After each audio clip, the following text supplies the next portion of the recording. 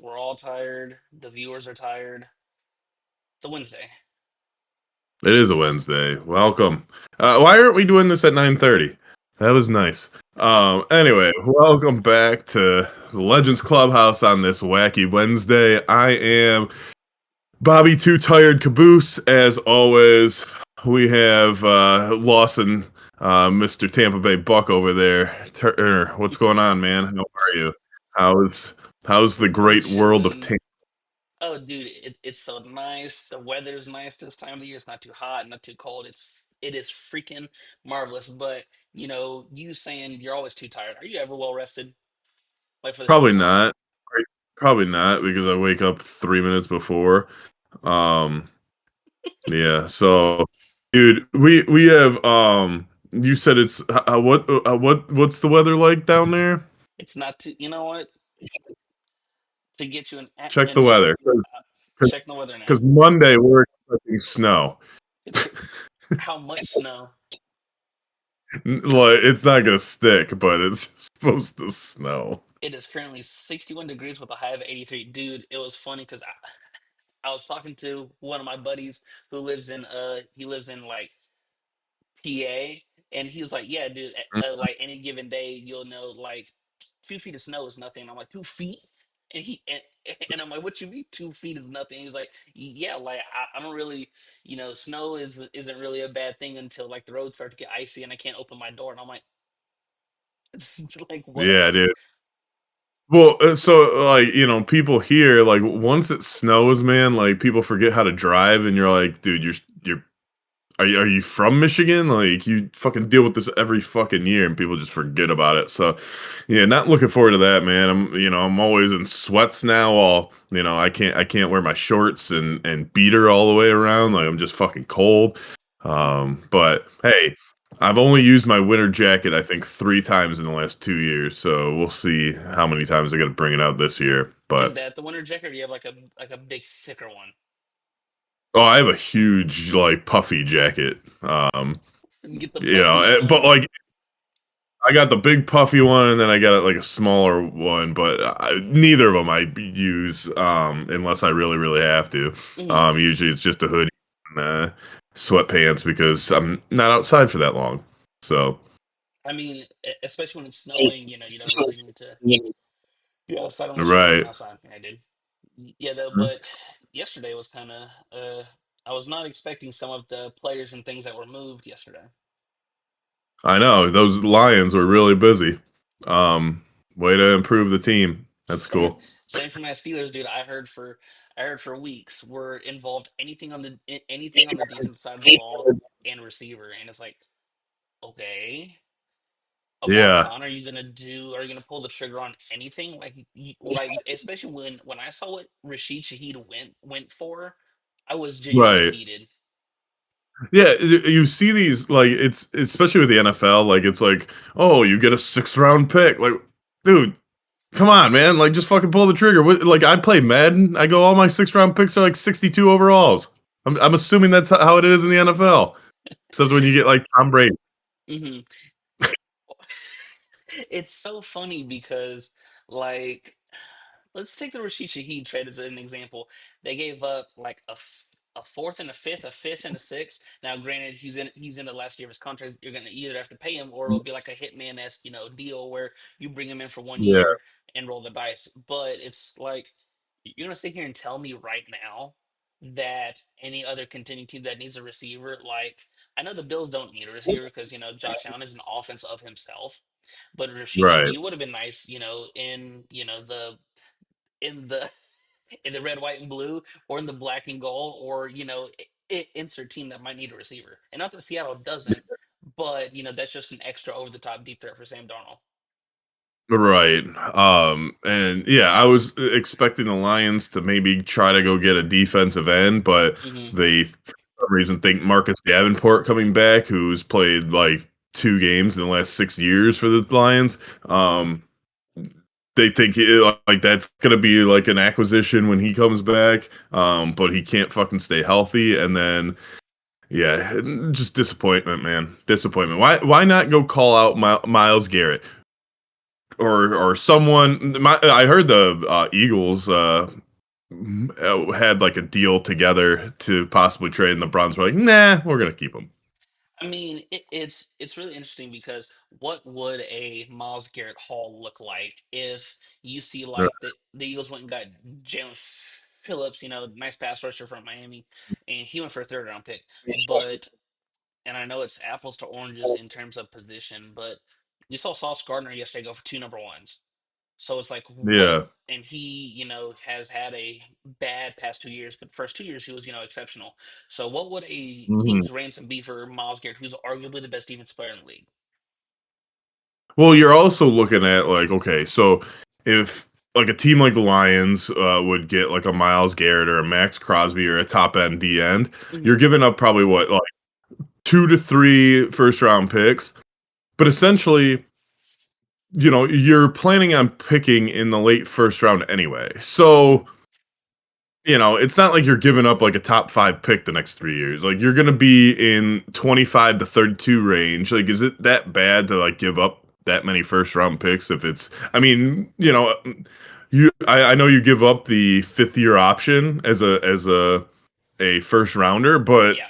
shit, dude, like you know, The only, it would be like F them picks, but if you're picking towards the end of the first round anyway, mhm. kind of F them picks. Like, dude, go out and fucking be competitive and win and be a Super Bowl contender. Well, the only interesting thing when it comes to like the FTM picks thing, if you're picking, in the bottom anyways, it's not just that for the first round. You're picking at the bottom of the rounds for every round. So your first Yeah. round is really the top of the second, your second's really the top of the third, and go on and on and on. Right. That's why I mentioned the fifth year option because that's the Hmm. only thing that really is like, oh, okay, like you're kind of missing out on with your other rookies that aren't in the first round, and that Hmm. you're kind of giving that to whatever team that you deal with. But yeah, man, it's kind of I'm glad you feel my pain because it's disappointing when you have a winning team or a team with a winning record and looking to position themselves in their conference and they don't do anything. And once again, it's like, especially when you, excuse me, when you read reports and hear things that, oh, they're in on, you name insert position or Mhm. player or XYZ, and then nothing, not even a, if the totality of the pie is 100% your team, you don't even go and try and get somebody that would make like a 2% difference. Like, Right. what's a good player that I would think of? Like, try and get a Brandon Mahomes. Cooks or a Mahomes. Gotta get It's Mahomes, Lamar Jackson, Josh Josh Allen. Allen. Might as well I just just. don't understand. I just don't understand why the Cleveland Browns didn't make a deal for Josh Allen. I just don't understand it. I don't understand why the Dodgers didn't trade for Tarek School with the trade deadline. Yeah, exactly. I saw a trade and I cannot remember. I can't, or a trade idea, and I can't remember who posted it. It might have been like Pardon Your Taker, someplace like that, where it was trade the Cleveland Browns trade the next 45 years of first and second round picks for the entire Kansas City Chiefs roster. I mean, why not? You could get a Super Bowl out of it. That was what they Yeah, were saying. you know what would happen? They would just go over there and suck. Cleveland would just screw that up somehow. There are certain teams, cities, organizations that they just can't do anything right. I remember years ago, I went to a local bar at the time. It's closed now, but Mhm. went to a local bar to watch some Sunday football, and I sat next to a guy wearing a Joshua Cribbs jersey, What and a pull. hi, I go, hey man, you must be from Cleveland, and he's like, yeah, how, like, kind of like, how'd you know? But he was like wearing a fucking Browns jersey. I go, because Right. no one would wear a fucking Browns jersey unless they were from Cleveland. Like, how stupid can you be? That's why, that's why I don't think Ohio has that high of an you know, Speaking of, like, intelligent speak, populace. speaking of bad, teams and organizations, especially over the past couple years, I really like what the Jets did. in the grand scheme of things being super sellers. Like you, Yeah. yes, Quinn Williams is a really good player, made three straight Pro Bowls, but to get the better of Dallas and Green Bay's pick next year, whichever one's higher, they're going to get that, and a Mhm. second round pick this year, like, and then a couple hours later, the Sauce Gardner trade. It's like, okay, you're getting, so they really packaged their two best defensive players, and I'm not putting quotations as if it's an argument they are their two best, but Yeah. they're that those players are kind of two of the last of the old regime, because Aaron Glenn was impressed me last year doing what he did with Mhm. so little, and I think he could be the kind of guy that, I don't know if he'll lead the Jets to a Super Bowl. It would be ridiculous over over the course over the next, let's say, 5 years, but just Yeah. to have him in the room and to galvanize that locker room and to kind of wash their hands of the old, oh sorry, Jets regime. I thought that they did an excellent job of maximizing the potential of assets that they could get for those two players. Yeah, because I think they have like 7 or 8 first and second round picks like for the next 2 years. Which yeah, they could turn it around. Like if they say if they have 8, say if they hit on like 5 or 6, man, like that's and at that time at that point, like you're drafting higher, so your chances are you know to Hmm. hit on more than none, right? Or more than not. Yeah, I completely agree, man. You have a new regime first year. Um, bring in your own dudes, man. Like I don't know what the contract Glenn signed for, but I'm assuming it's at least for 3 years. Hmm. So you get your first year out of the way, you get your next two, and then you're like, okay, where are we at? Reevaluate and go from there. But it's funny because like it seems like the Jets always hire defensive coaches. Like they like as far as their head coach, like I don't remember a an offensive minded Jets head coach. Even going back to like Eric Mangini in the early 2010s, like, Yeah. that's a really good point. What was the last time they hired like an And offensive head coach? It, Todd Bowles' defense, Rex Ryan's defense. hmm Who was Sherm was it Robert Salah? Was it he defense too? It wasn't he a Rob, Jet? Robert Saleh. He was the defensive coordinator with for the Niners when they made the Super Bowl the first Yeah. time. And then even when you go all the way back to like Herm Edwards, it's like he was a defensive Mhm. player. Right. So yeah, it's kind of interesting to see like teams like that, like they seem to like continue the same trend or mold. Hmm. Like, okay, we want a defensive minded guy for our head coach, and then we'll figure out the offense. Well, Jets, you might need to figure that out, that offense too. So, but now Justin Fields is just the man with nobody. I Well, I guess mean, those guys, but I mean, on the offensive side, you still have, like you said, Justin Fields. You've got Brees Hall, who I was gobsmacked he wasn't traded, because once again, Mhm. he's almost requested trades publicly, like just stating, I just don't want to be here anymore. And it's one of those, one bad apple can kind of sulk up the rest of the locker room. So if he doesn't Yeah. want to be there and he's the top three player on that roster, it's like, well, he wants out. What the hell am I doing? I mean, Garrett Wilson just got paid, so there's no reason for him to like Mhm. sulk, other than the, you know, going from Aaron to Justin Fields from, last year to this year. It's like, okay, well, the person getting me the ball is a less thrower, but he has a higher ceiling due to, age and athleticism and things like that. So, I mean, it looks like if Justin Fields gets a second contract from the Jets, it'll be, Garrett Wilson and Justin Fields. So I'll throw this out with those. Let's say there's 8 draft picks, right? Hmm. Over under 4.5 combined linemen, offensive, defensive. Three. How many? You But think 3? I'd go under, yeah. I think that that's really tough too, because they just drafted a tackle last year, so I could see, yeah, I could see probably another interior offensive lineman, and then two. defensive lineman to not replace Quentin Williams because he was a really, really good player, but just to kind of have a body where he was. And that is why when the Lions started to, have their resurgence over the past, couple years, it's the accumulation of talent.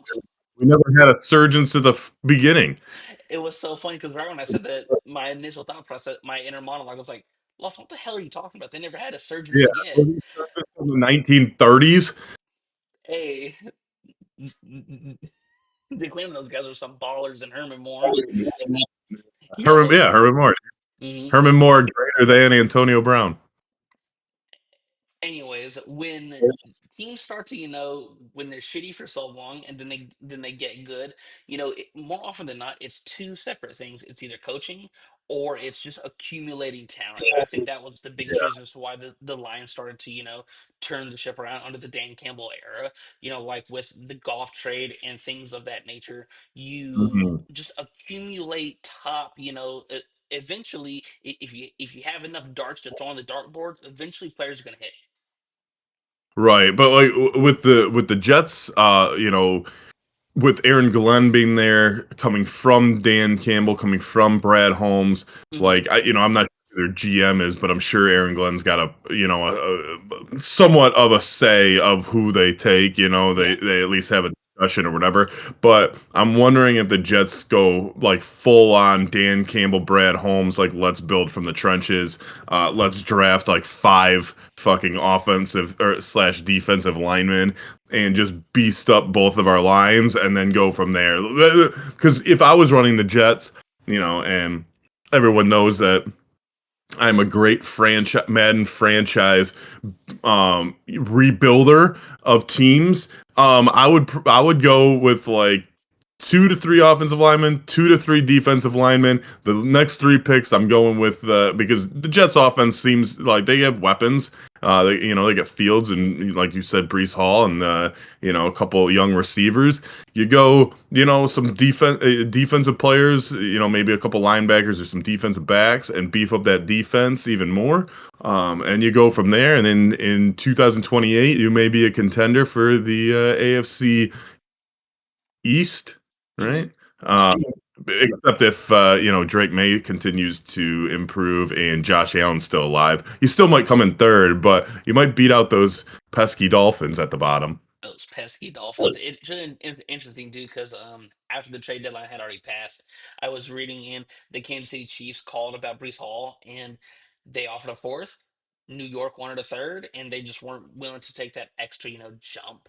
Which is Yeah. once again, it's really interesting when it comes down to if you're picking in the later rounds, anyways. It's like, well, you're trading a quintessential fourth round pick. If, like example, Mhm. let's say the Chiefs lose in the AFC Championship game, right? So you're picking, So that's t- 28 or 29. Yeah. exactly. So it's like you're Yeah. trading a bottom third, top of the fourth pick Mhm. for Brees Hall that can help you win right now. Yeah, and you know, how do you think Brees Hall feels today? Like, I always think like you do, like Y'all you set them mentioned like free. You couldn't have set me free. right, right. Like you mentioned earlier, like you hear these rumors and you're like, oh man, like when your team's involved and then nothing happens. Like just imagine like the player, like especially like a guy like that where he's like, man, I'm on a what 2-7 team or so, or whatever the fuck their record is, and I could go to the team that I'm gonna get all the calls and probably get a couple autographs from Taylor Swift and be in a State Farm commercial and possibly win a Super Bowl. But no, I'm gonna be picking third in the draft with a bunch of draft picks, and I'll be like, Dude, "Hello, I'm still I here." would I would feel just like the carpet or floor was yanked out from under me. You're saying the Yeah, Chiefs called, and I've been a good soldier. Hell, I remember against the Steelers when I think it was Zach Wilson's rookie year. It might have been his second year.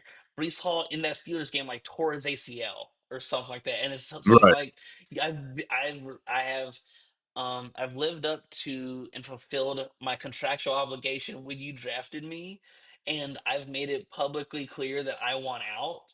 And you're not just You couldn't just do me a solid. Now, once again, we're Yeah. not behind closed doors to see like, oh, maybe he's a dick in the locker room, or there's been Mhm. arguments with upper management. But I'm calling the gym and I'm like, dude, you could have done me a solid. Like Yeah. I don't want to be here. I understand you guys may or may not want to be here, but even if y'all want me here, are y'all going to compensate me enough to make me want to stay? Right. Yeah, and even with when Detroit acquired like Jared Goff for Stafford and stuff, like they made the right deal to the Rams, but there was a deal out there to the Carolina Panthers. And Detroit wouldn't have gotten Goff obviously, and I think that would have been the only difference. Um and Yeah, they did the service to Stafford by sending him to LA instead of Carolina. And me, I would have been like, man, I would have sent his ass to the worst franchise I could have. I know they got a good return from the Rams, but Hmm.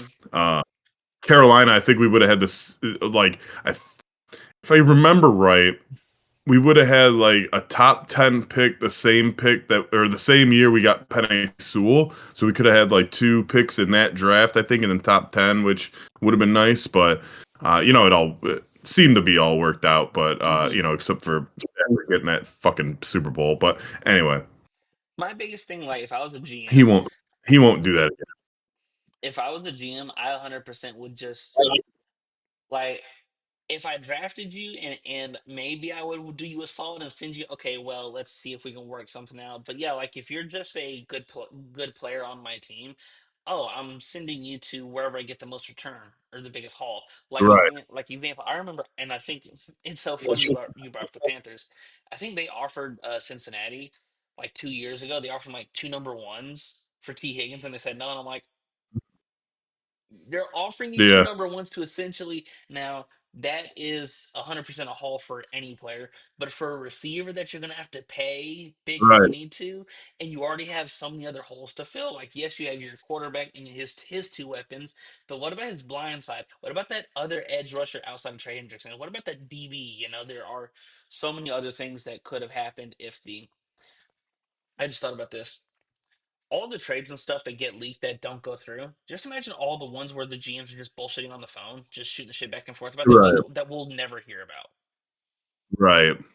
Yeah, they'll be like, "Oh, I'll trade you Dwayne Bowe for Calvin Johnson." And they're like, "Wait, what? Neither of these players are in the league anymore." And they're like, "Yeah, we'll just do it. Hmm. We'll just send the paperwork through. Ian Rappaport can report it, and then we can all have a big laugh." Hmm. But just we could have a big laugh. But to cycle back to get off the Jets and onto the Colts, like Sauce Gardner trade, it is the biggest vote of confidence for Daniel Jones because Oh it's yeah, like absolutely. you're not giving up two first round picks if you are in the market for a quarterback. So it's like Yeah, they think for by hell or high water, they think in that building they can win a Super Bowl. And what's even more funny, if they didn't blow, now I understand they lost to us last weekend, but entering week 9, it's like, oh, we were dropped football on the goal line and just a bad busted coverage play from being 8-0 entering week 9. So it's like for them to yeah, kind of push their chips in the middle, it's like, okay, well, we've been good at stopping the run. Our pass coverage is a little shaky. Now, granted, they're up 30 every single game, so of course a lot of it are just empty calorie chunk yards. But I think for Sauce, this is going to be you need to come and you need to play big time and you need to play like you did your first 2 years because right. last year down year, this year also a down year. Now maybe it's the stigma of the Jets, but we'll see. I like in theory acquiring a DB, but two firsts is a lot. Yeah, and we'll see if Sauce is remotivated on the Colts, but I feel like the Colts are like last year's Vikings. They're Hmm. like kind of out of nowhere. They have not sure if you have a bridge quarterback or the quarterback of the future. Going to win a lot of regular season games. I think they're going to falter in the playoffs. Especially if they get that first round bye. I just don't think not that I don't trust Daniel Jones, but I don't trust Daniel Jones. I like it's Right. like just like Sam Darnold last year, fizzled out, and then it was what it was. But it seems like a eerily similar situation because you had in both Minnesota and in Indy, you thought you had your franchise quarterback with a young arm, and then you bring in a bridge guy, and then he tears it up, and you're like, okay, well now what do I do? Do I pay him? Do I get rid of my young guy? What direction do I go? I don't know Hmm. what Daniel Jones's contract with Indy is. I don't know if it was a 1 year deal, but that should be interesting too when it comes to the offseason, especially if he's able to lead them to the playoffs and do a number 1 or 2 seed where you get a first round bye. And but It was a yeah, it was they're rolling right now, man. it was a 1 year, $14 million contract. So Yeah, so is he going to re-sign, or are they going to go with Anthony Richardson Senior, not Junior, but Senior? Um, and I didn't like Anthony Richardson coming out of college. Um, I didn't like him in his second year when people thought he was going to be awesome because like he played decent for a couple of games his rookie year. But what do I know?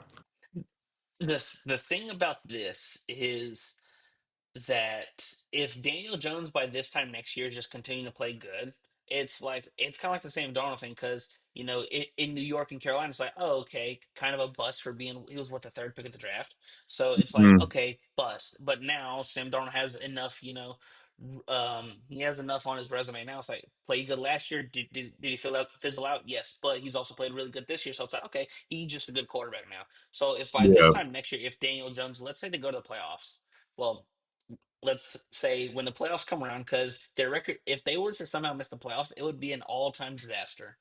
right. But let's say in the playoffs they pull, let's say they end up with the 2 seed, but the only problem Hmm. is let's say Kansas City, continue to struggle and they're the 7 seed. So it's like Yeah, you play against the Chiefs, he plays solid, but you lose. It's like, okay, that's not too bad. But I mean, it's really hard because for whatever reason, it seems like this offense just has a lot more juice with him over Anthony Richardson now.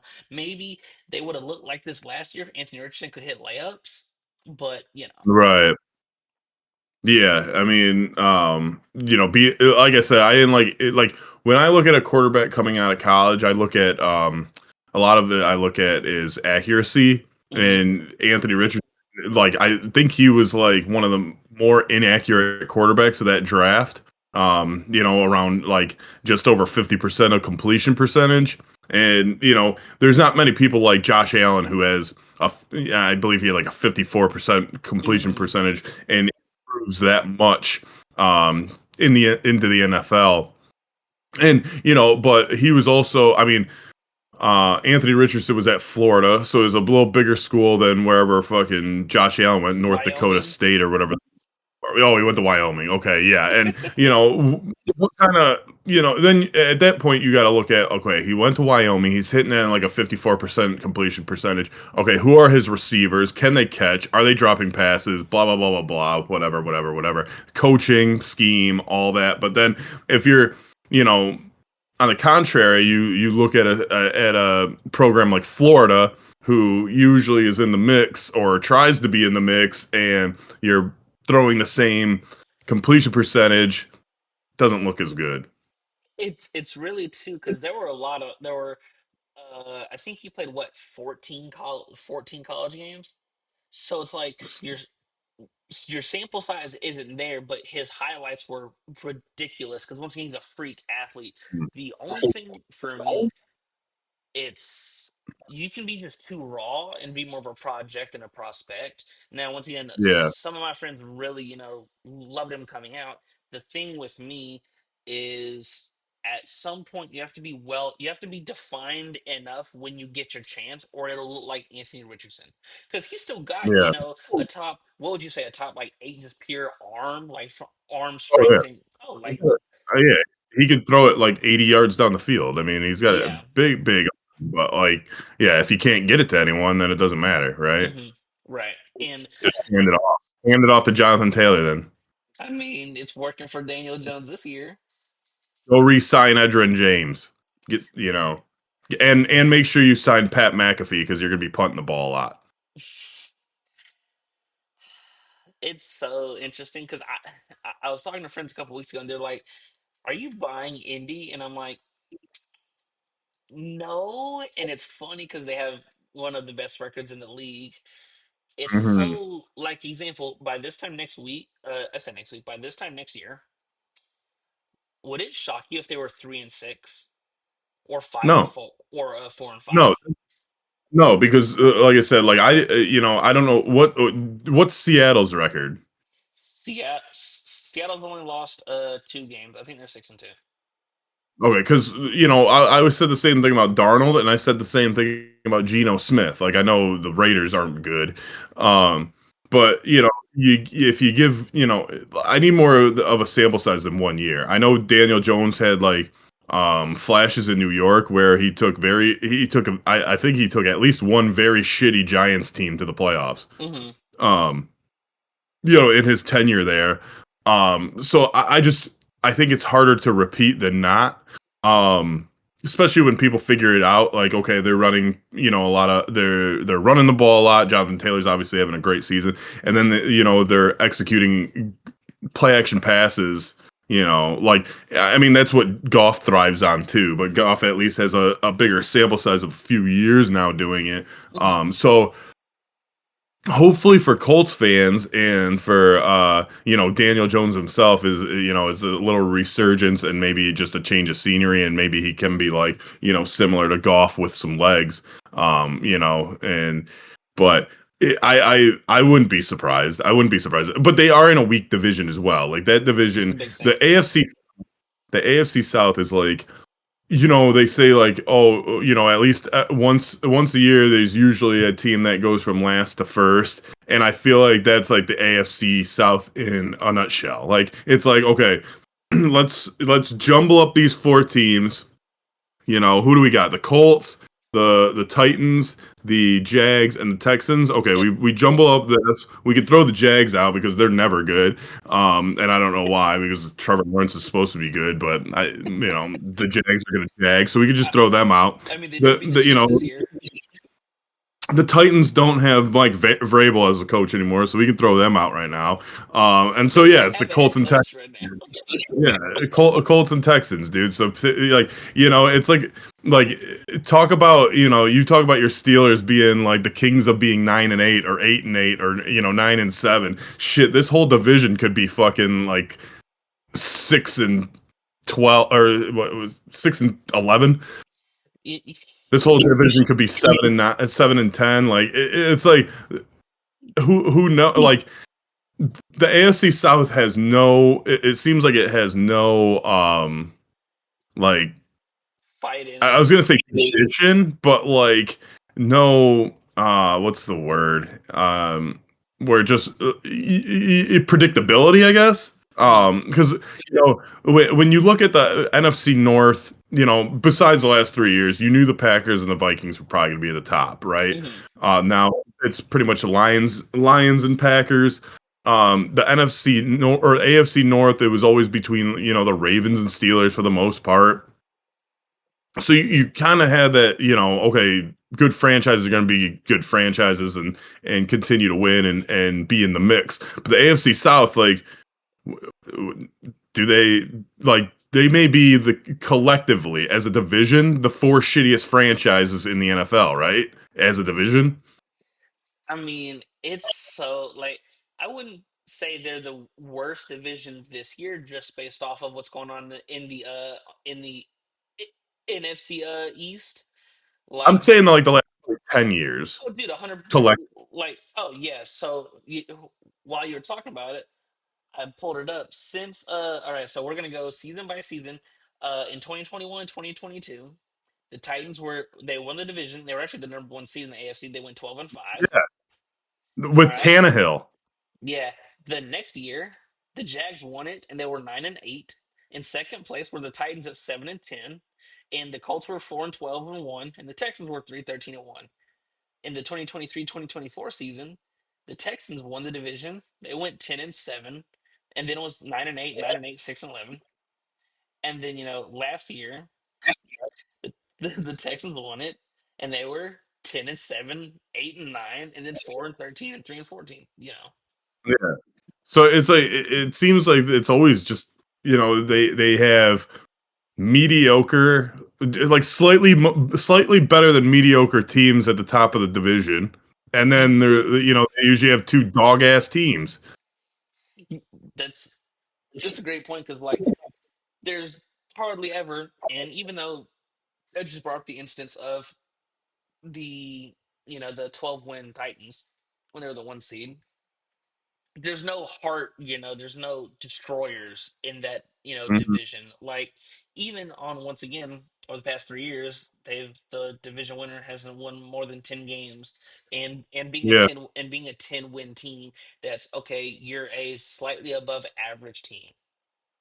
But even when the Titans were 12-5 or whatever you said they were when they were the Hmm. number one seed, like were they really a threat to win the Super Bowl? Like no one thought they were going to win the Super Bowl. People were shocked that they were the number one seed. I was gonna say the year before they won the AFC Championship game, and they were actually up 10-0 against the Colts. I mean against the Chiefs, but once again, it's the Chiefs, Chiefs in the playoffs. Yeah. yeah, Chiefs are going to chief in the playoffs, and Hmm. and they're also going to get calls. So, you know, it is what it is, man. But like, I don't think anyone in the right mind that we're like, yeah, I think the Titans are going to go to the Super Bowl. Like Oh, people 100 from percent. Tennessee, people from Nashville probably didn't even think that.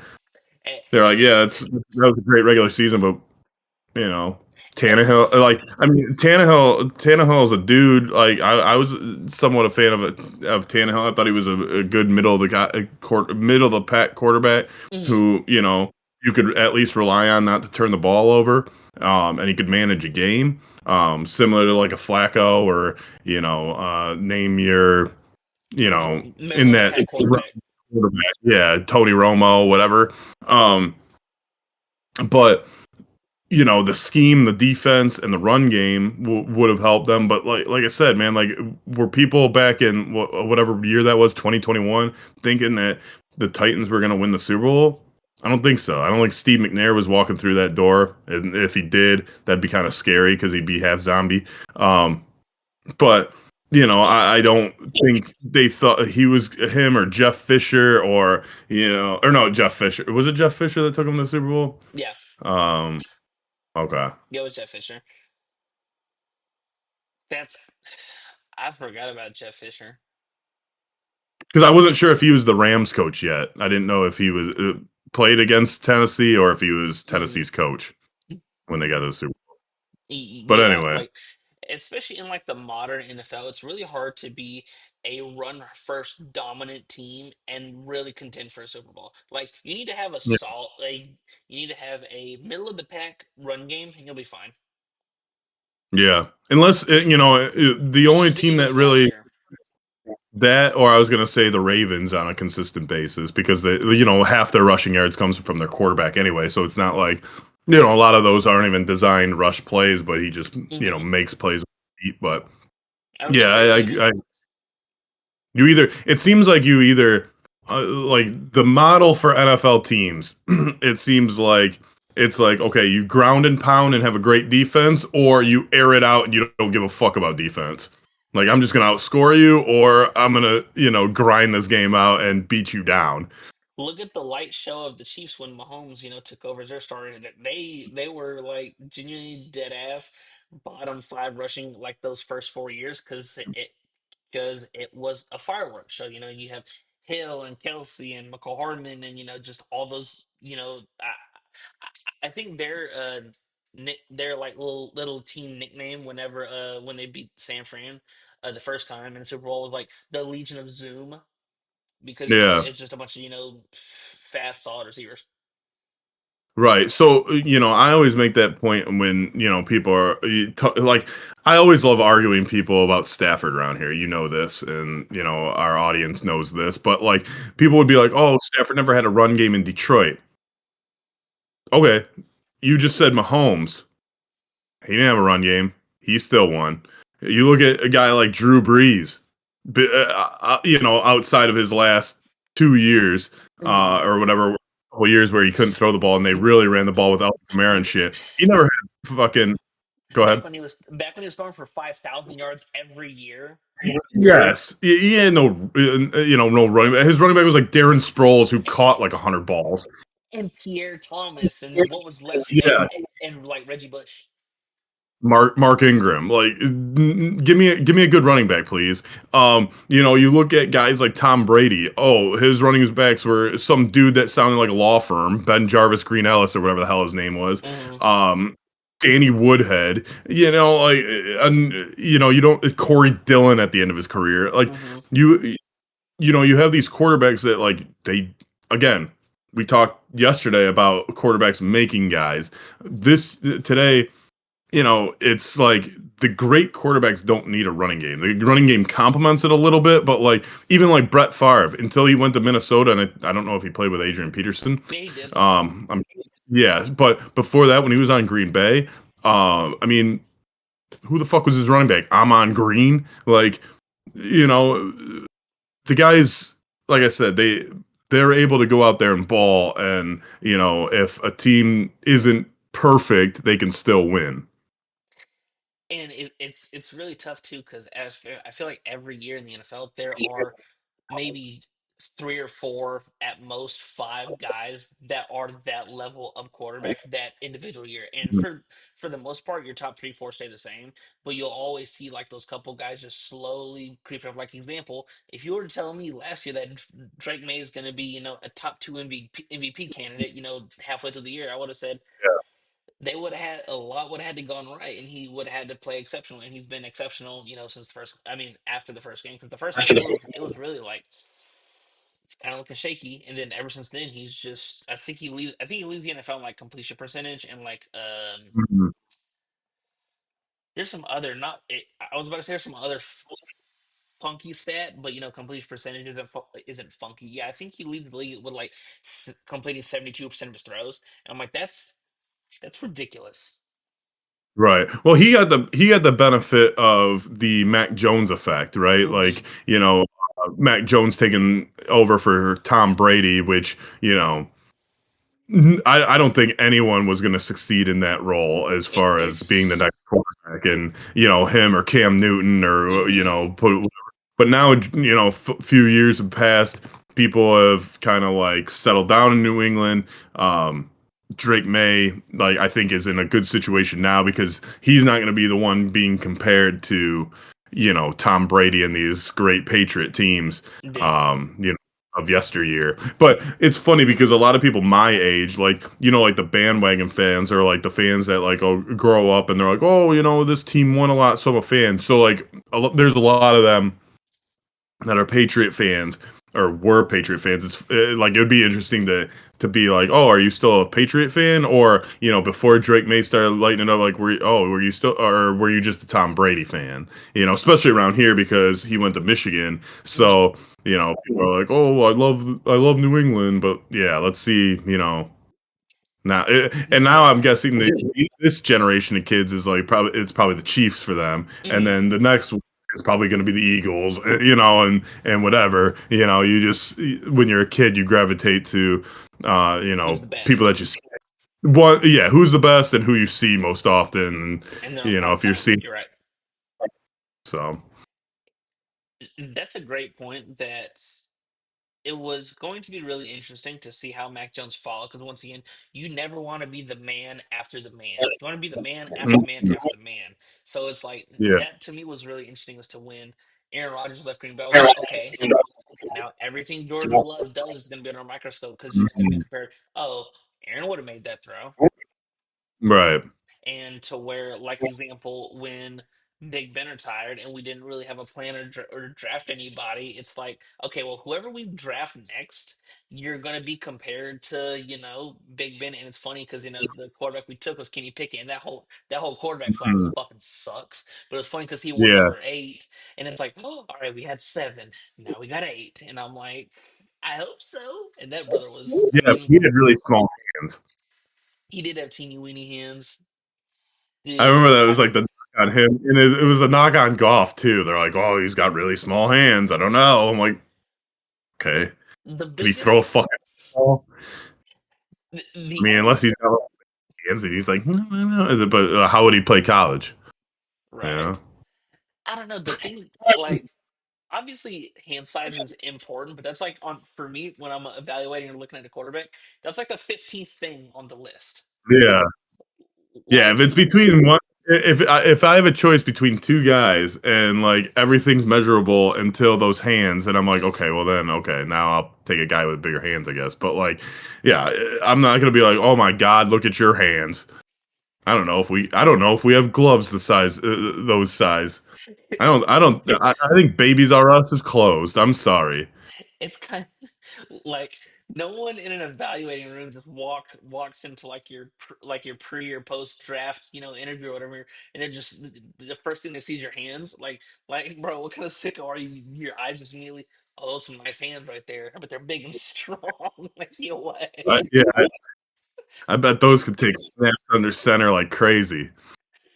Dude, it's so Like, funny because like the thing for hand size for me, the only time that I can even think about it being like any kind of a semi big deal, and even then, it's kind of anticipation. I remember when Green Bay went on that surge at the end of the year, and they beat Dallas in Dallas in that crazy game.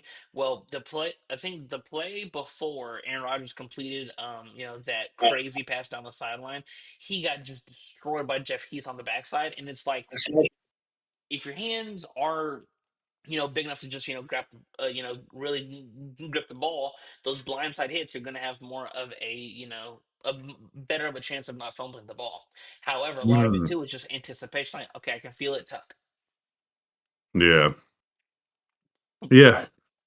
That's why I'm still waiting for my tryout, man, because my hands aren't that small. So I'm still waiting for my tryout for a team that needs a quarterback. Like I said, Liberty Park is best quarterback in history, man. My legacy went down in the construction of the dome when they bulldozed it. The call's coming. The call's Yep. coming. To get off the NFL for a second, and I know we kind of like lightly touched on it, but someone that the Tigers were really interested on, or at least you were, Alex Bregman. He opted out to be a free agent. So is he going to the Can't Dodgers wait. too? Can't wait for the dramatics of, oh, Scott Harris offered Bregman this, but he wanted 5 more million. Jesus Christ, it's gonna be all over the same off season. Um, yeah, I saw that. And did you see the proposed trade for Tarek Skubal? The No. MLB there. They proposed that the Mets come get Tarek Skubal for two pitchers and two infielders. All I believe are prospects, but all are somewhat MLB ready. So So you're telling me you go from entering the year where okay, we had a great run to the ALDS the year before, and the best pitcher in baseball, a young improving lineup to just everyone's young because I think you guys have what like two of the top 10 best prospects in baseball Mhm. in Parker Meadows and I think there's a shortstop, second baseman. I know there's No, a it's Max Clark and Max Clark. That's what it is. Magana. Yeah. So And then they have two other ones that are real high too. So it's like, yeah, they're. But dude, what do you do, man? Like the Tigers aren't going to sign him. Like I already I told you would what be I would at. do. What would you do? I'd give him Trade a him? I'd give Scuba a blank check and 15% ownership and 15% of stocks in Little But they're not Caesars. gonna do that. Think realistic, man. They're not going to do that. But you asked me what I would do. I I would know. realistically they'll probably offer him like a $350 million contract and he'll still because even then you're not closing the gap from because the gap right now between Scuba and the Tigers is what 200 $250 million. They said 250 to 3. Oh, So what the fuck do fuck. they offer him? What the fuck does he want? Like, because I'm guessing it's going to be around 500 million, right? And Yeah. um, but like, two, like, are you going to invest 10 years into a pitcher? Because like that's probably 50 million per year at a Hmm. 10-year deal. Um, dude, that's a lot of like Scuba right now Is is a him and Paul beast. Skeens are probably the best pitchers in on the planet, right? Insert Close. Yamamoto. I was about to say insert Yamamoto after the performance he just did, but I get what you're saying. Right. Right. But are you going to invest that much money into a guy that plays every fifth day? Like that's that's the thing. Like you It's get tough. 30 starts from Scooble, and look at Paul Skeens, man. You get 30 starts from Paul Skeens. His team only gives him 45 runs total in that 30 starts, and he loses 17 games and wins six, and a couple no decisions. So, you can have something like that, or, you could have Scooble do kind of the same thing for Detroit and get no run support, and it doesn't fucking matter. Like, in those 30 games, you should be in the contention to win. You give him, say he gets rocked 5 times. That's It not happens. rare. You get 25 quality starts. You get, you win. If you could win 20 of them. It's only 20 games, dude. Like, That's a good point. I don't know. Because I'm still, novice when it comes to like the pantheon of like, in baseball and stuff like that, and making good decisions. Would you rather have just a like a middle of the pack pitching staff? Because you guys have a solid pitching staff. Hmm. The thing is, Scooble's what takes it over the top. Yeah. So if I were the Tigers, excluding Scooble, I would genuinely be in on if I was running the team, and I'm sure if you were running the team, you do the same thing. I would be on every single bat before talking to Scooble because that's another selling point. Like, oh, we got Bregman, we got Bellinger, we got Tucker, or some, or just bringing in hefty bats, will lubricate the conversation that the uncomfortable conversation we're gonna have with Scooble. It's like, you want 500 million? We'll offer you four, Hmm. Yeah, you but we bring also in brought in three bats. you you bring in Bregman and Bichette, or Oh, Tucker and Bichette, or Bregman, like Schwarber. two of those, two Schwarber, someone, two bats. Give me two bats in our lineup, and you will show not only the people of Detroit but Scooble as well that okay, we are serious about winning. We got close. I feel like if we had these two bats in our lineup and a couple better, either like a bullpen arm or a better starter, like throw them in the mix. You get Rios Olson back. You get guys like Matt Vierling back or whatever, if you want to keep him around, and then you show Scooble that you're like, hey, we're serious about winning here. We might not be able to give you the 500 million, but we can give you, like you said, 350. I know it's a big gap, 150 million, but But he would maybe be give us count. he'd be more open to listening to it. It's Right. like, okay, well, Right. if you're gonna give me no run support, I want 500 million. If you're gonna give me run support, I'll be a little bit more lenient with what I'm asking for. Right. Or you trade him and you go grab like 4 or 5 fucking decent, like, you go get Schwarber, you go get Bregman, you go get Bichette, and you get two fucking starting pitchers. I'm cool with that too. It's, What would be the you hate to see worst? him go, but he's not going to be here, unfortunately. Like, it's just like, I can't picture a world where he's a Detroit Tiger after next year. What would be the what would be the worst? Like if ESPN, whatever, breaking MLB news, Trick School is traded. What would be the worst trade package that you would see? I don't want picks. I want semi-ready players or ready players. You can't trade picks in the MLB. You can't. Wow. That's, No. hmm. No. So So what would be like an ideal? I don't want that. I don't want that. Any trade that involves Scooble, I guess. No. I don't know, dude. I think you need.